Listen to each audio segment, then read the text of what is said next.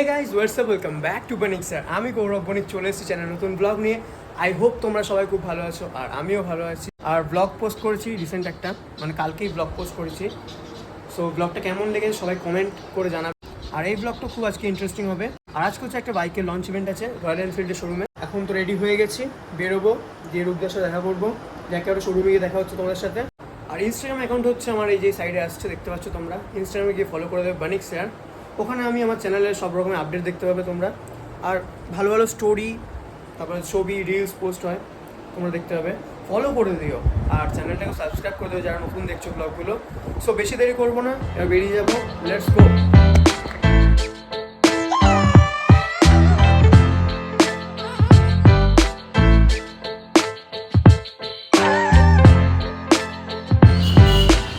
আর আজকে ওয়েদারটাও খুব দারুণ আছে, মানে বারবার বৃষ্টি হচ্ছে, আবার সূর্য উঠছে, মানে সুন্দর ওয়েদার আছে। মেঘটাও করেছে ঠান্ডা ঠান্ডা, একেবারে বেশ সুন্দর।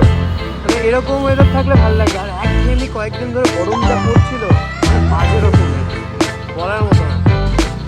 আর এখন তো প্রায় বাজতে চললো হচ্ছে 6:45 মতো বাজতে চললো, বাট এখনও সানসেট পুরোপুরি হয়নি। মানে এতক্ষণ ধরে এখনও আলো আছে আকাশে, এটা বেশ ভালো লাগছে। এই টাইমটাতে হয়। আর স্কুটিতে তেলটাও কম আছে, তেলটা ভরিয়ে নেবো একেবারে। আজকে আমার অশেষ কপালটা ভালো যে রেলগেটটা পড়েনি। মানে আমাদের কাটোয়ার এখানে এই রেলগেটের যা সমস্যাটা আলাদা লেভেলেরই। দেখছি যে রেলগেটটা পড়েনি, রেলগেট পড়লে আধ ঘন্টার আকারে কেস হয়ে যেত।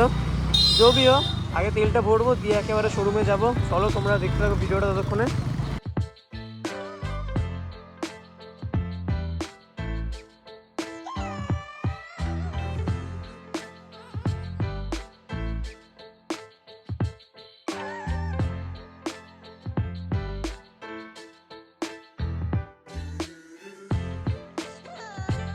Later that same evening.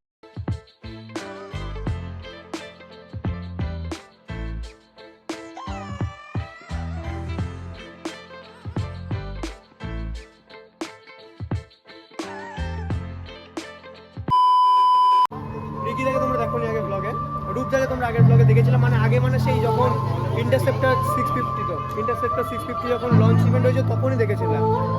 আর ইভেন্টটা তোমরা দেখতে থাকো, বাইকটা একটু পরে রিভিল হবে। সুপার মিটিওর 650, হ্যাঁ, ইন্টারসেপ্টর 650, সরি। যাই হোক, এই যে বাইকটা একটু পরে রিভিল হবে।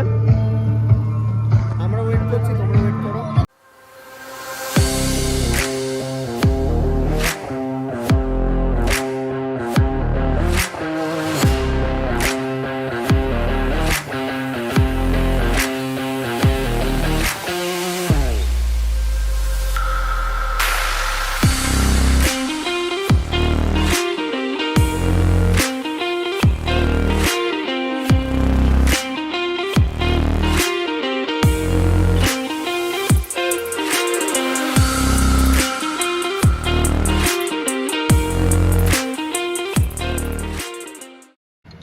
তবে টেকনিক্যালি যদি দেখা যায় এই বাইকটাতে ইঞ্জিন স্পেসিফিকেশনটা totally Himalaya, 450 CC, 452 CC, I think 452 CC engine. কিরকম পারফর্ম করবে বা এখন এটা ওপেন হবে, যারা ফিজিক্যালি এখনো দেখেনি তারা দেখবে।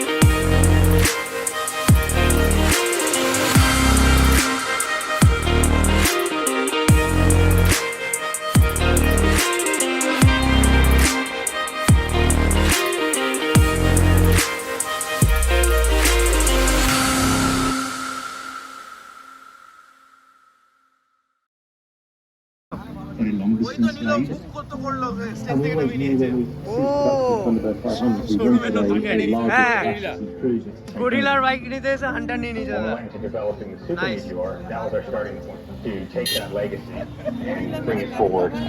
When we're looking at thoroughbred process from Royal Enfield, it should be simple. কেমন লাগলো সবাই কমেন্ট করে জানাবে এরকম ব্লগ অনেকদিন পর বানালাম বাইকটাও অসাধারণ বাইক করেছে 20 minutes later.